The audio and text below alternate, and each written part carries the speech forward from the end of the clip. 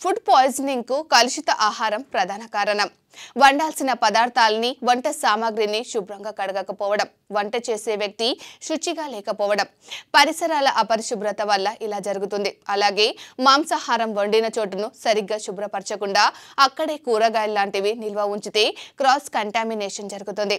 దీంతో ఆ పదార్థాల్లోని చెడు బ్యాక్టీరియా జీర్ణ సమస్యను దెబ్బతీస్తుంది. ఇందులో ఏ కారణం వల్ల విషతుల్యమైన వాంతులు, నీళ్ల విరోచనాలు, కడుపు నొప్పి లాంటి ఇబ్బందులు వస్తాయి. అందులోనూ డయేరియాకు గురైనప్పుడు శరీరంలో ద్రవాల స్థాయి తగ్గిపోకుండా చూసుకోవాలి.